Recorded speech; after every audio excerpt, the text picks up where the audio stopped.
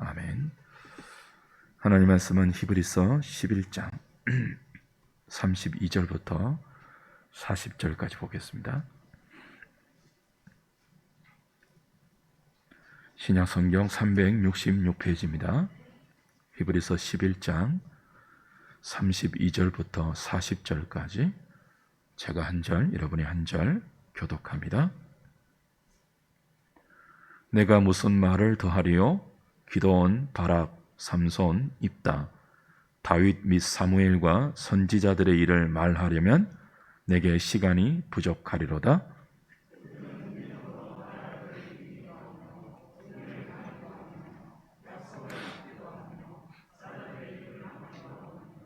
불의 세력을 멸하기도 하며 칼날을 피하기도 하며 연약한 가운데서 강하게 되기도 하며 전쟁에 용감하게 되어 이방 사람들의 진을 물리치기도 하며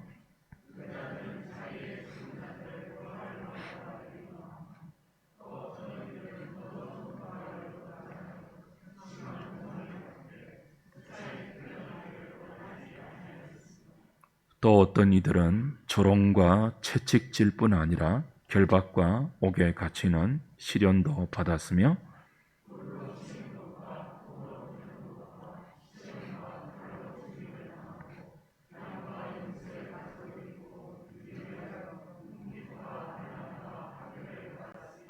이런 사람은 세상이 감당하지 못하느니라. 그들이 광야와 산과 동굴과 토굴에 유리하였느니라. 이 사람들은 다 믿음으로 말미암아 증거를 받았으나 약속된 것을 받지 못하였으니 이는 하나님이 우리를 위하여 더 좋은 것을 예비하셨은즉 우리가 아니면 그들로 온전함을 이루지 못하게 하려 하심이라. 아멘.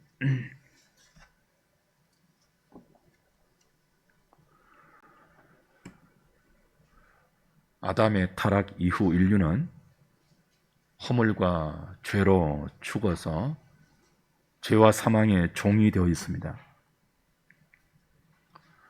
하나님께서 이런 인생 중에 자기 백성을 어떻게 구원하십니까? 믿음으로 하십니다. 믿음이 구원의 근거는 아닙니다. 믿음이 구원의 효력도 아닙니다. 구원의 근거와 효력은 오직 십자가에 죽어서 부활하신 예수 그리스도의 대속의 은혜뿐입니다. 믿음은 그 그리스도의 은혜를 나의 것으로 받아들이게 하고 구체적으로 적용시켜 주는 구원의 방편입니다. 분명히 좀 정리해 놓으셔야 됩니다. 구원의 근거는 무엇이라고요? 하나님의 사랑과 예수님의 은혜뿐입니다. 구원의 방편은 무엇입니까? 그 사랑과 은혜를 받아들이게 하고 반응하게 하는 믿음입니다. 죄인을 구원으로 이끄는 이 믿음은 하나님의 선물로 주어져서 성령님의 역사 가운데 신자의 책임 있는 반응을 요구하고 이끌어냅니다. 하나님은 죄가 왕노릇하는 이 세상을 일반 은총으로 유지하고 계십니다. 그리고 일반 은총으로 유지된 세상 속에서 그리스도 안에서 택한 자들을 믿음이란 특별한 은혜로 불러서 구원하십니다. 우리에게 주어지고 허락된 이 믿음이 너무나 특별한 하나님의 은혜와 사랑이라는 사실을 신자들은 잊지 말아야 합니다. 믿음이 일반적인 은혜가 아니에요. 믿음은 머리부터 발끝까지 죄로 망가져서 하나님을 마음에 두기 싫어하고 부끄럽고 더럽게 살던 우리를 하나님께로 돌이킵니다. 그리고 하나님을 사랑하고 이웃을 사랑하며 살도록 설득합니다. 믿음은 그렇게 우리에게 작동되는 너무나 특별한 하나님의 간섭이고 택한 자들에게만 부어지는 하나님의 은혜입니다.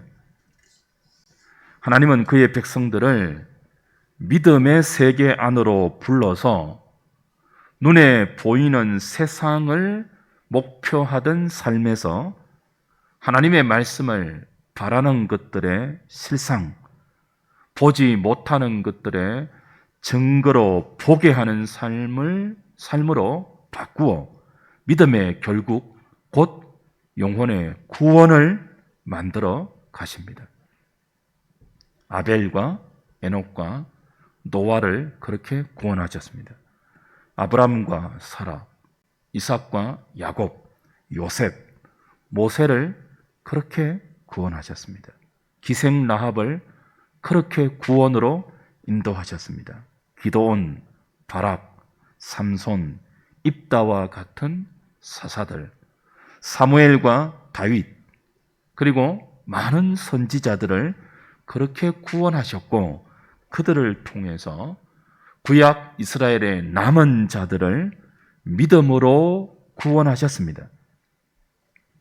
히브리서 11장은 그렇게 믿음으로 부름을 받아 하나님의 말씀을 따라 살았던 구약 성도들을 소개한 뒤 이런 사람은 세상이 감당하지 못한다는 말로 그들의 믿음을 정리합니다.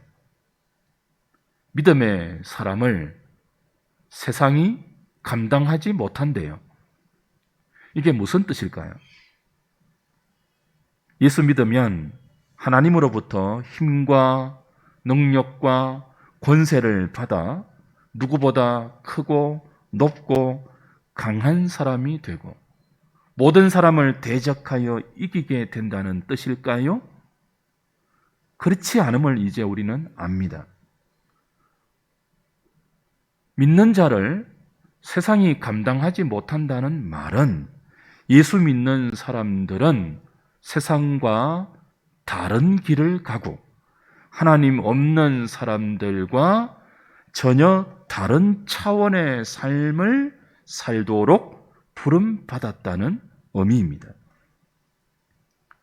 하나님 없는 세상은 약육강식, 적자 생존의 원리로 살아가는 정글과 같습니다. 우리의 타락한 본성은 우리에게 허락된 하늘의 선물인 믿음조차 이런 세상에서 남들을 이기고 남들보다 더 잘 살아남을 수 있게 하는 자기 강화의 수단과 자기 정명과 자기 과시의 비책으로 삼지만 성령이 우리에게 주시는 참된 믿음은 전혀 다른 차원으로 신자의 삶을 이끌어 갑니다. 세상은 자기가 자기를 책임져야 합니다. 그래서 수단 방법 가리지 않고 남들과 싸워서 이기려고 하죠. 그렇게 한번 올라간 성공의 자리에서는 절대로 내려오지 않으려고 밑에 있는 사람들을 짓밟죠. 그러나 믿음의 세계로 부름을 받아 하나님의 은혜 안에서 살게 된 신자는 죄와 더불어 싸우는 일, 진리와 사랑을 위해서는 피 흘리기까지 목숨을 걸고 투쟁할지라도 욕심과 소원의 차원에서는 더 이상 다른 사람들과 싸우지 않습니다. 지고 손해보고 양보합니다. 때로는 억울함을 당하고 어려움을 겪어도 원수 갚는 것을 하나님께 맡기고 악으로 악을 갚지 않고 선으로 악을 이기려고 노력하고 애씁니다. 이들은 하나님의 말씀에 붙들려 때로는 나라들을 이기기도 하고 의를 행하기도 하며 약속을 받아 사자들의 입을 막고 불의 세력을 멸하고 칼날을 피하고 연약한 가운데 강함을 입고 이방 나라들의 진을 물리치고 죽은 자들을 다시 돌려받기도 합니다. 그러나 이들은 하나님의 말씀에 붙들렸기 때문에 때로는 정반대로 심한 고문과 조롱과 채찍질과 결박과 옥에 갇히는 시련, 톱으로 켬을 당하고 돌로 침을 받고 칼로 목숨을 위협받고 유리하고 궁핍과 환난과 학대를 받아도 그가 가는 하나님을 편드는 길, 진리와 의와 생명을 선택하는 길, 하나님을 사랑하고 이웃을 사랑하는 삶의 길을 가기를 포기하지 않습니다. 어떤 위협과 어떤 협박에도 말씀에 붙들릴 때 그럴 수 있습니다. 왜 그럴 수 있냐고요?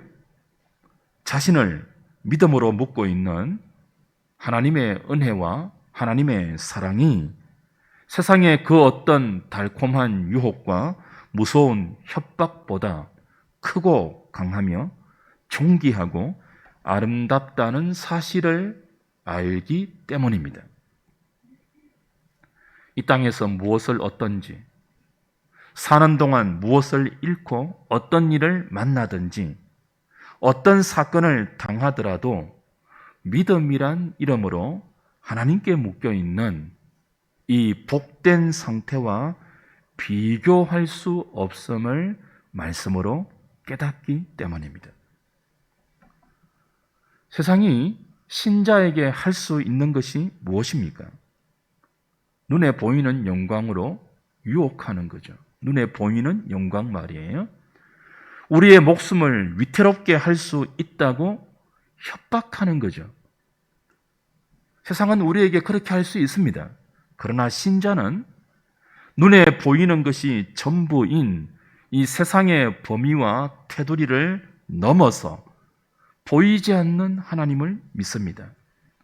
그분의 말씀을 바라는 것의 실상으로 하나님의 말씀을 보이지 않는 것의 증거로 삼고 살아가기에 세상은 창조주 하나님과 사랑으로 연결되어 있는 신자를 감당할 수 없습니다. 유한이 무한을 이길 수 없음 같고 피조물이 창조주를 감당하지 못함과 같습니다. 뿐만 아닙니다. 세상은 하나님과 믿음으로 묶여있는 신자를 통하지 않으면 참된 복, 생명과 은혜를 그 어디에서도 찾거나 만나거나 보거나 경험할 수 없습니다. 창세기 12장 믿음의 조상 아브라함을 부르는 장면을 한번 보십시오. 창세기 12장 1절, 2절, 3절입니다. 여호와께서 아브라함에게 이르시되 너는 너의 고향과 친척과 아버지의 집을 떠나 내가 내게 보여줄 땅으로 가라. 내가 너로 큰 민족을 이루고 내게 복을 주어 내 이름을 창대하게 하리니 너는 복이 될지라. 너를 축복하는 자에게는 내가 복을 내리고 너를 저주하는 자에게는 내가 저주하리니 땅의 모든 족속이 너로 말미암아 복을 얻을 것이라 하신지라. 아브라함을 믿음으로 부르는 장면인데 어떤 약속을 주시면서 부르고 있죠? 복의 근원이 되게 하겠다고 하십니다. 아니, 복이 되게 하겠다고 합니다. 너는 복이 될지라 그랬죠? 너를 축복하는 자에게는 내가 복을 내리고 너를 저주하는 자에게는 내가 저주하리니 땅의 모든 족속이 너로 말미암아 복을 얻을 것이라. 그렇게 말씀하십니다.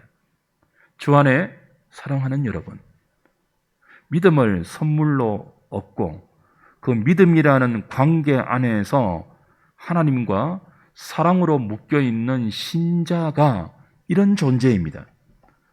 세상이 우리를 감당하지 못합니다. 뿐만 아니고 우리가 없으면, 하나님과 믿음으로 묶여 있는 신자가 없으면 세상은 복을 보지 못합니다. 복을 얻지 못합니다. 그토록 복을 원하면서도 복의 원천이신 하나님과 믿음으로 묶여 있는, 믿음으로 다스림을 받고 믿음으로 하나님께 반응하며 사는 신자가 없으면 이 세상은 참된 복을 보지 못하고 맛보지 못하고 얻지 못합니다. 그러므로 신자는 세상의 판단 앞에 살지 않습니다.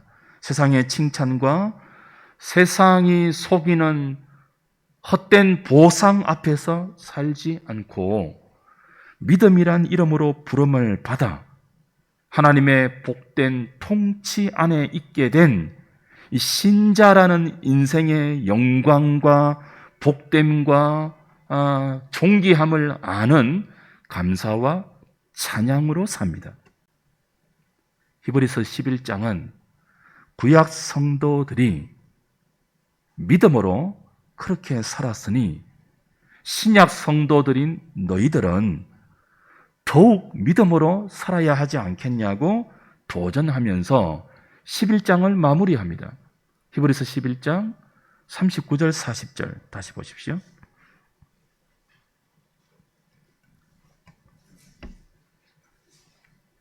이 사람들은 다 믿음으로 말미암아 증거를 받았으나 약속된 것을 받지 못하였으니, 이 사람들은 지금까지 열거한 히브리서 11장 이 열거한 구약의 선진들을 이야기하죠. 이 사람들은 다 믿음으로 말미암아 증거를 받았으나 약속된 것을 받지 못하였다. 왜냐하면 하나님이 우리를 위하여, 우리는 이제 신약 성도, 히브리서 저자와 히브리서 독자들을 포함한 저와 여러분, 우리 모두를 말하는 거예요. 더 좋은 것을 예비하셨은즉 신약 성도가 아니면, 우리가 아니면 구약 성도인 그들이 어디서 온전함을 보겠느냐. 그렇게 히브리서 11장 믿음의 장이 끝이 나요. 구약 성도들은 하나님 말씀의 최고의 약속인 예수 그리스도를 바라는 것들의 실상으로, 보지 못하는 것들의 증거로 믿으면서도 그 약속의 실체인 예수 그리스도를 받지는 못했잖아요. 그림자와 모형으로 희미하게 예수님을, 구원자를 바라볼 뿐이었죠. 그러면서도 그들은 믿음으로 부르신 하나님의 사랑과 은혜에 붙들려 세상이 감당하지 못하는 이런 삶을 살았다는 거예요. 그렇다면 예수님을 실체로 보고 받게 된 신약 성도들은 더욱 믿음으로 살아야 하지 않겠느냐라는 강력한 도전과 권면이 히브리서 11장의 결론입니다. 구약 성도들은 옛 언약 아래에 있었습니다. 옛 언약은 우리 외부에서 하나님이 간섭하시고 하나님이 그의 백성을 돌보시는 언약의 체제예요. 그 구름 기둥과 불 기둥으로 인도했죠. 만나와 메추라기로 광야의 백성들을 먹였죠. 그 밖에서, 신자의 외부에서 기적과 능력과 초월적인 간섭으로 믿음의 인도를 받았던 사람들이 옛 언약 아래에 있었던 구약 성도들이에요. 우리는 압니다. 구약 성도들이 아무리 큰 기적과 능력과 초월적인 간섭을 외부로부터 받았을지라도 그들의 마음이 바꾸어지지는 않았습니다. 신약 성도들은 옛 언약보다 더 좋은 새 언약, 그 옛 언약이 새 언약보다 열등하다는 뜻이 아니에요. 그 새 언약이 옛 언약보다 우월하다는 뜻도 아니에요. 그 내용과 그 모든 것들은 다름이 없지만 그 언약을 이루어 가시는 방식이 새 언약이 훨씬 탁월해요. 왜요?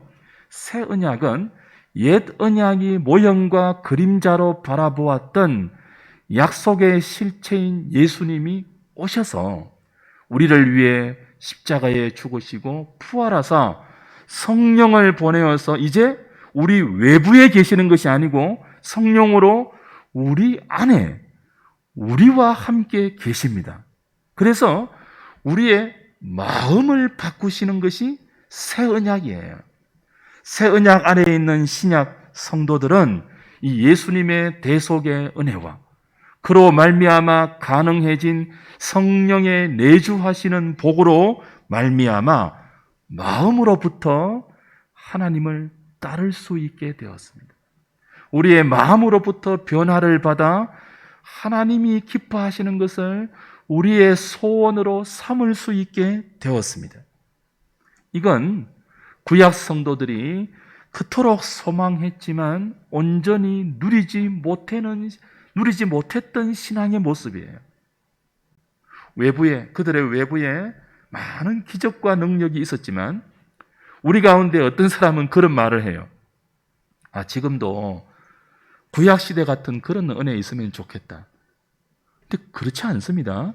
지금 여러분이 성경이 완성되어서 하나님의 모든 감동으로 우리에게 주어진 교훈과 책망과 바르게 하고 의로 교육하기에 유익하여서 우리를 하나님의 사람으로 온전하게 하는 이 하나님의 말씀이 성령으로 우리의 마음 안에 심어져서 우리의 마음이 이 말씀으로 끊임없이 기경되는 이 복은 우리 밖에서 구약 성도들에게 허락된 그 어떤 기적과 초월적인 능력과 비교할 수 없는 하나님의 지혜이고 대조될 수 없는 하나님의 큰 위력이에요. 구약 성도들은 마음이 바꾸어지기를 그렇게 원했지만 그 은혜를 온전히 누리지 못했죠. 그냥 희미하게 그림자로 모형으로 누렸을 뿐이에요. 근데 우리는요, 직접 여러분 안에, 우리 안에 성령님이 계시잖아요. 그냥 계시지 않고 우리가 조금 하나님이 기뻐하지 않는 방향으로 가면 말할 수 없는 탄식으로 우리를 위해서 기도하시면서까지 우리가 갈 길을 지키고 생명과 의로 우리를 붙들어 매는 하나님과의 연합이 온전히 허락되어 있잖아요.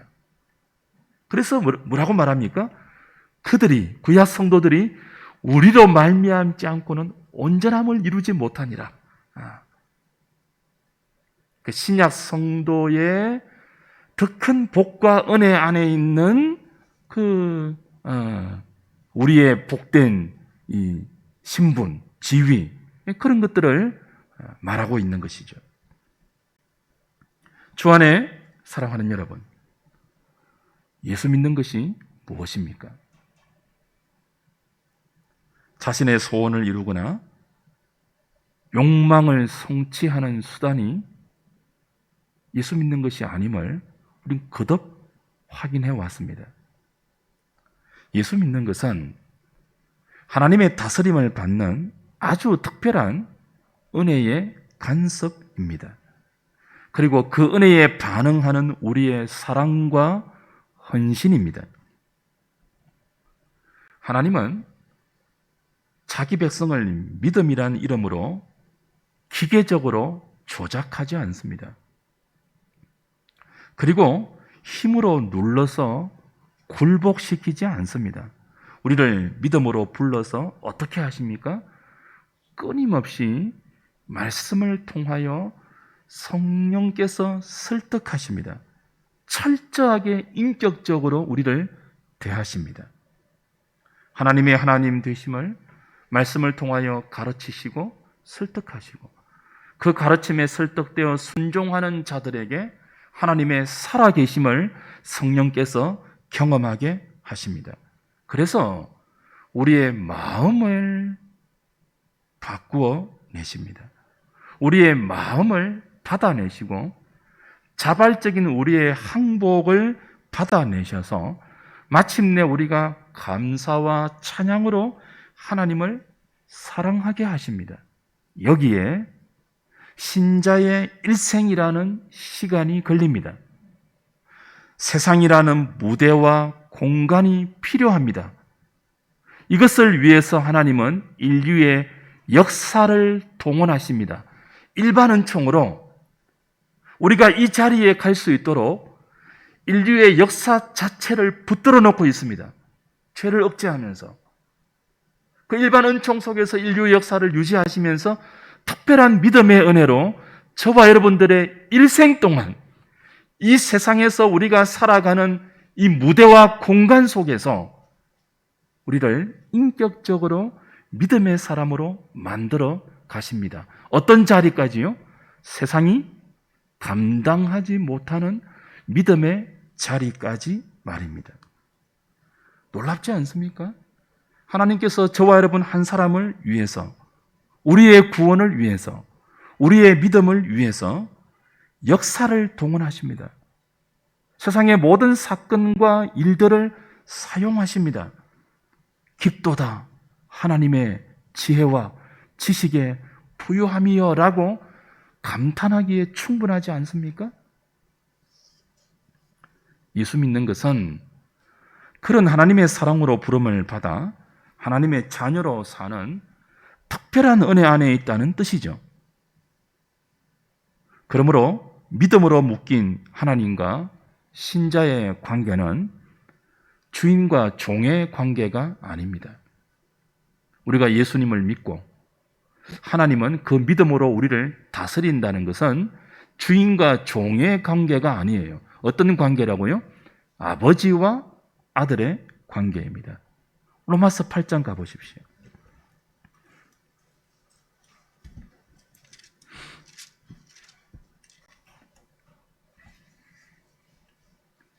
(14절) (15절입니다) 같이 읽을까요? 시작. 무릇 하나님의 영으로 인도함을 받는 사람은 곧 하나님의 아들이라.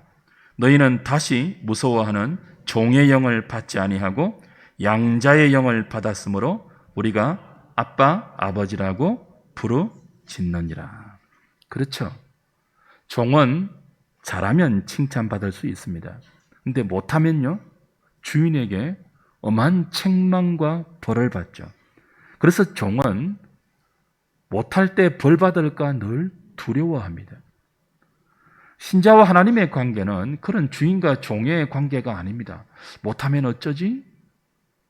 상 받기 위해서 잘하려고 하고 조금이라도 못하면 벌 받을까 두려워하는 그런 관계가 믿음 안에 있는 그 신자와 하나님과의 관계가 아니라는 거죠. 우리는 하나님을 그런 분으로 대하지 않습니다. 엄한 주인으로 대하지 않습니다. 하나님은 우리의 아버지고 우리는 하나님의 자녀, 양자들입니다. 성경이 가르치는 믿음의 정수가 무엇입니까? 하나님과 우리 사이에 두려움이 없는 관계, 아버지와 자녀의 관계에서만 누릴 수 있는 담대함과 평안함과 안전감입니다. 물론 우리에게는 사랑의 대상인 하나님을 실망시키지 않기 위하여 하나님의 마음을 아프게 하는 것을 조심하는 경외의 태도가 늘 있죠. 그러나 그 경외는 주인과 종의 관계에서 오는 잘못하면 벌 받을까 두려워하는 그런 두려움은 없습니다. 요한 1서 4장으로 가보십시오. 히브리서, 야고보서, 베드로 전후서, 요한 1서. 요한일서 4장 15절부터 18절 보십시오. 누구든지 예수를 하나님의 아들이라 시인하면 하나님이 그의 안에 거하시고 그도 하나님 안에 거하느니라. 하나님이 우리를 사랑하시는 사랑을 우리가 알고 믿었노니 하나님은 사랑이시라. 사랑 안에 거하는 자는 하나님 안에 거하고 하나님도 그의 안에 거하시느니라. 이로써 사랑이 우리에게 온전히 이루어진 것은 우리로 심판날에 담대함을 가지게 하려 함이니 주께서 그러하심과 같이 우리도 이 세상에서 그러하니라. 사랑 안에 두려움이 없고 온전한 사랑이 두려움을 내쫓나니 두려움에는 형벌이 있음이라. 두려워하는 자는 사랑 안에서 온전히 이루지 못하였느니라. 히브리서 11장이 우리에게 결론으로 제시하는 믿음은 두려워하는 종의 믿음이 아니죠. 세상이 감당하지 못하는 아들의 믿음입니다. 이 믿음은 복받기 위해서 믿지 않습니다. 아들의 믿음은 하나님의 사랑 안에 있는 자녀가 자기 자신임을 알기 때문에 세상이 주는 그 어떤 대접과 판단에도 불구하고 하나님을 기쁘게 하는 것을 포기하거나 하나님을 슬프게 하는 것을 받아들이지 않습니다. 아들의 믿음은 승리와 기적의 현장만 아니라 죽음과 고난과 환난의 자리에서도 아버지 하나님 편에 서 있는 믿음입니다. 이런 믿음은 세상이 꺼낼 수 있는 어떤 유혹과 어떤 위협과 어떤 협박도 통하지 않고 그들이 내거는 어떤 보상과 명예에도 흔들리지 않기에 세상은 아들의 믿음을 감당하지 못합니다. 주 안에 사랑하는 여러분, 어떻습니까? 저와 여러분은 세상이 감당하지 못하는 믿음으로 살고 있는 것 같습니까? 아니면 세상에 흔들리는 믿음 같습니까? 히브리서 11장이 우리에게 소개했던 많은 구약 성도들도 처음부터 세상이 감당하지 못하는 믿음을 구비하지 못했습니다. 우리가 거듭 확인했죠. 신자는 믿음의 사람으로 태어나지 않습니다. 단지 믿음의 사람으로 하나님에 의해 만들어질 뿐입니다. 저와 여러분도 동일합니다. 구약 성도들을 믿음으로 믿음에 이르게 하신 하나님은 지금도 저와 여러분들에게 주의 말씀을 통하여 모든 능력과 사랑과 지혜를 동원해서 세상이 감당하지 못하는 믿음의 사람으로 만들어가고 계시는 중입니다. 그것을 위해 독생자까지 아끼지 않으셨고 십자가에 내어주셨고 성령을 보내어서 말할 수 없는 탄식으로 오늘도 우리들을 위해서 기도하고 계시며 진리로 인도하고 가르치시고 이끌어가고 계십니다. 여기에서 하나 기억해야 할 것이 있습니다. 하나님께서 끊임없이 자기 백성을 믿음으로 이끌어 가셔서 세상이 감당하지 못하는 자리에 세우시려 한다면 원수 마귀는 어떻게 할까요? 우리가 그런 믿음의 사람으로 자라지 못하도록 교회를 흔듭니다. 교회 속에 말씀을 들어야 하는 여러분의 마음을 온갖 유혹과 방해로 흔들어 버립니다. 끊임없이 방해합니다. 쉬지 않고 대적합니다. 졸지도 않고 휴가도 없이 그들은 우리를 속이고 부추깁니다. 하나님 없는 세상의 가치관과 풍조를 만들어서 신자로 하여금 끊임없이 내일 일을 염려하게 만들고 먹고 마시고 입는 것으로 싸우게 만듭니다. 믿음의 자리에서 밀쳐 세상의 방식으로 살도록 도전하고 속이고 부추기고 있습니다. 여기에 속으면 멀쩡하게 사는 신자들이 한순간에 격발을 받고 흔들리게 되죠. 자기보다 더 좋은 차를 타고 다니는 사람을 보면 나는 저 사람보다 더 나쁜 차를 타서 이렇게 불행한가 하는 마음이 들어요. 세상이 얼마나 교묘한지 지금은 잘 모르겠습니다. 예전에 차 광고를 TV에서 할 때 혹은 어떤 열린 공간에서 차 전시회를 할 때 꼭 따라오는 사람이 누구예요? 예쁜 여자들이에요. 레이싱 걸이 따라와요. 차 광고에도 그죠. 뭐 크고 이쁘고 늘씬한 여자들이 늘 동원되지 않습니까? 그러니까 속이는 거죠. 내가 저런 차를 못 타서 나는 저런 여자도 못 만나고 뭐 이런가? 속이는 거예요.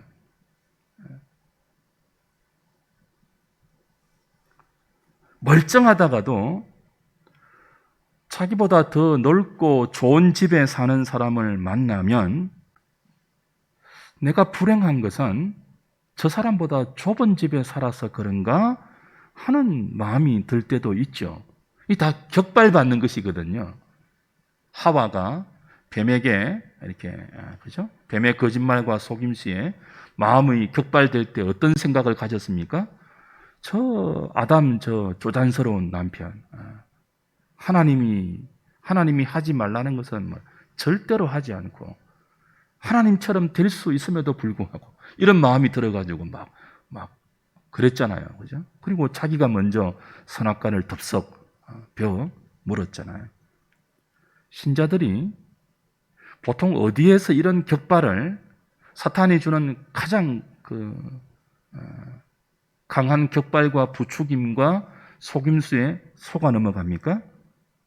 동창회 갈 때입니다. 쓸데없는 모임 나갈 때입니다. 동창회 아무짝에 쓸모없는 거 아닙니까? 가면 전부 자식 자랑하고 지 자랑하고 남편 자랑하고 옷 자랑하고 명품 자랑하고 차 자랑하고 아파트 평수 자랑하고 동창회 전부 그런 말 아니에요? 가지 마십시오. 괜히 가셔가지고 우리 남편은 뭐야? 학교 다닐 때는 나보다 공부도 못하고 인물도 나보다 못한 애가 남편 하나 잘 만나가지고 떵떵거리고 사는 것을 보면 집에 돌아오면 남편이 다 못난이처럼 보이거든요.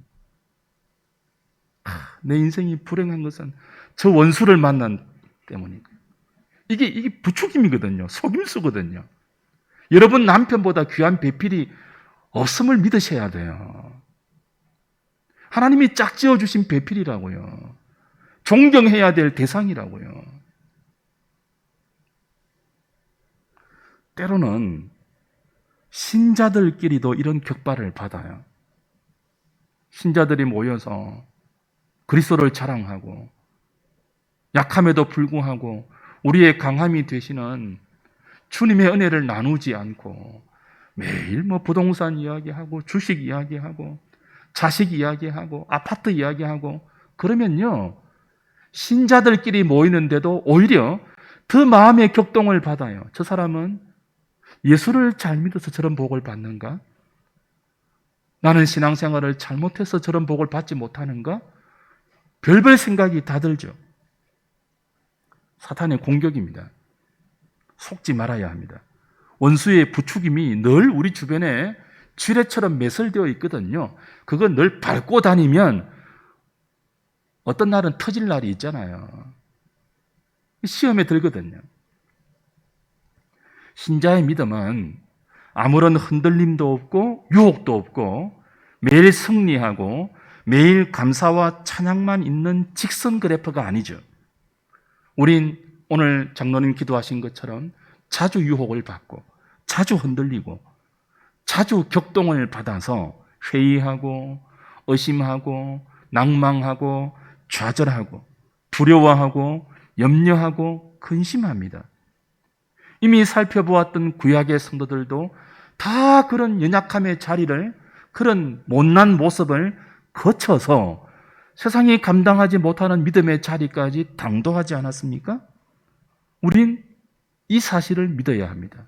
우린 자주 흔들리고 우린 자주 속고 우린 자주 넘어지고 그렇게 연약하고 부족하고 모자라지만 이런 우리의 모자람보다 이런 우리의 약함보다 하나님의 은혜는 더욱더 크다는 사실을 말입니다.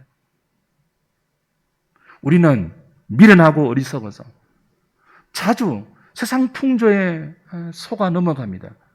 그러나 이런 우리를 믿음으로 불러서 사랑으로 대하시며 끊임없이 설득하시고 가르쳐 가시는 하나님의 지혜는 우리의 미련함보다 더 크고 강합니다. 우리는 믿음으로 하나님께 묶여 있기 때문에 변할 것입니다. 자주 넘어지는 횟수를 줄여갈 것입니다. 하나님이 그런 열심으로 오늘도 우리를 믿음으로 다스려 가고 있습니다. 우리의 연약함을 아시는 주님께서 이렇게 권면하는 말씀을 듣고 오늘 말씀을 좀 마무리하죠. 마태복음 6장입니다. 25절부터입니다. 마태복음 6장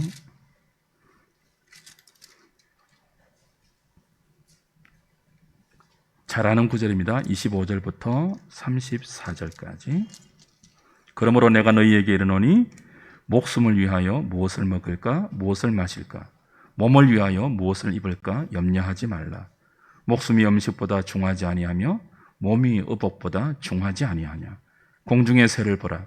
심지도 않고 거두지도 않고 창고에 모아들이지도 아니하되 너희 하늘 아버지께서 기르시나니 너희는 이것들보다 귀하지 아니하냐. 너희 중에 누가 염려함으로 그 키를 한 자라도 더할 수 있겠느냐. 또 너희가 어찌 의복을 위하여 염려하느냐. 들의 백합화가 어떻게 자라는가 생각하여 보라. 수고도 아니하고 길쌈도 아니하느니라. 그러나 내가 너희에게 말하노니 솔로몬의 모든 영광으로도 입은 것이 이 꽃 하나만 갖지 못하였느니라. 오늘 있다가 내일 아궁이에 던져지는 덜풀도 하나님이 이렇게 입히시거든 하물며 동그라미 쳐야 되죠. 밑줄 쳐야 됩니다. 하물며 너희일까 보냐. 믿음이 작은 자들아. 그러므로 염려하여 이르기를 무엇을 먹을까 무엇을 마실까 무엇을 입을까 하지 말라. 이는 다 이방인들이 구하는 것이라. 너희 하늘 아버지께서 이 모든 것이 너희에게 있어야 할 줄을 아시느니라. 그런즉 너희는 먼저 그의 나라와 그의 의를 구하라. 그리하면 이 모든 것을 너희에게 더하시리라. 그러므로 내일 일을 위하여 염려하지 말라. 내일 일은 내일이 염려할 것이요 한날의 괴로움은 그날로 족하느니라. 아멘이죠. 공중 나는 새를 먹이시는 하나님입니다. 들에 핀 풀도 입히시는 하나님입니다. 공중에 나는 새는 들에 피어 있는 각종 들풀은 하나님이 아버지가 아니죠. 그들에게 하나님은 창조주일 뿐입니다. 그런데 창조주 하나님께서 당신이 지으신 공중의 새를 먹이십니다. 당신이 만드신 들에 핀 들풀을 각종 들풀을 입히십니다. 하물며 자녀된 너희를 먹이고 입히고 재우지 않겠느냐. 믿음이 작은 자들아. 그렇게 이어지죠. 우리는 끊임없이 먹는 것으로 염려하고 입고 마시는 것으로 걱정합니다. 우리의 현실이죠.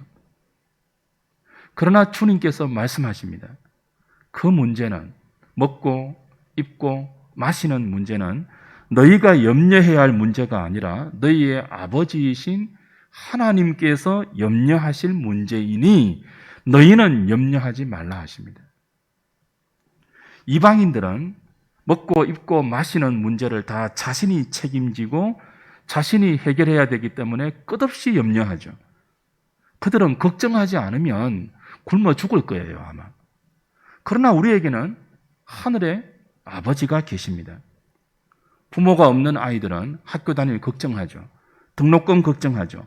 먹고 사는 걱정을 해야 되죠. 아버지가 없으니까요. 어머니가 없으니까요. 그러나 아버지가 있는 정상적인 자녀, 어머니가 있는 정상적인 아이들은 먹는 것 걱정하지 않습니다. 학교 다니는 등록금 걱정하지 않습니다. 차비 걱정하지 않습니다. 그것은 자녀의 걱정이 아니라 아버지와 어머니의 걱정이기 때문입니다. 정상적인 자녀의 걱정은 무엇입니까? 열심히 공부하는 것이죠. 성실히 책상 앞에 앉아있는 태도와 습관을 기르는 것이죠. 어떻게 하면 열심히 공부할 수 있을까? 어떻게 하면 성실한 학생의 그 도리를 다할 수 있을까? 이런 것들을 걱정하는 것이 정상적인 자녀의 걱정이지, 매일 정상적인 부모의 양육 아래에 있는 자녀가 매일 오늘 차비는 어떻게 하지? 오늘 아침은 무엇을 먹고? 이런 걱정하지 않지 않습니까? 그래서 이렇게 이어지죠. 너희가 이방인이 아니라 하나님의 자녀라면 먹는 것으로, 마시는 것으로, 입는 것으로 염려하지 말고 먼저 하나님의 나라와 하나님의 의를 구하라. 먹고 마시는 문제로 염려가 찾아올 수 있는 것이 연약한 성도의 실존입니다. 그러나 그때 생각하십시오. 믿음이 작은 자들아 라고 우리에게 교훈하시는 이 주님의 말씀을 생각하십시오. 그것은 내가 염려해야 할 문제가 아니라 나의 아버지이신 하나님이 염려하실 문제이고, 우리는 하나님께서 허락하신 지금의 일상에 최선을 다해 성실히 믿음으로 살되, 그 믿음으로 허락받은 오늘이라는 시간, 우리가 발을 딛고 살아가는 이 땅의 공간, 여기에서 하나님의 기쁘신 뜻을 분별하여 그 나라와 의를 구하는 일에 여러분의 모든 염려와 모든 마음을 쏟으면 된다고 이야기하십니다. 지금 내가 나의 몸을 바르게 사용하고 있는가? 지금 내가 나에게 허락된 나의 남은 생애를 바르게 사용하고 있는가? 하나님께서 내게 주신 직장을 바르게 지금 다니고 있는가? 내게 허락하신 이 생업터와 사업장을 바르게 운영하고 있는가? 내게 허락하신 이 복된 자녀들을 바르게 경건한 믿음의 자녀로 양육하고 있는가? 그것이 여러분의 염려가 되어야 합니다. 그리하면 이 모든 것들을 우리에게 더하신다고 주님이 약속하고 있습니다. 그때 우리의 믿음은 세상이 감당하지 못하는 믿음으로 자라게 될 것입니다. 주님이 아버지로 여러분을 돌보고 계심을 믿으십시오. 그 믿음으로 허락받은 여러분의 삶의 현장에 담대함으로, 평안함으로 돌아가셔서 믿음으로 승리하는 저와 여러분, 우리 모든 한우리 식구들 되시기를 주의 이름으로 축복합니다. 찬송하겠습니다.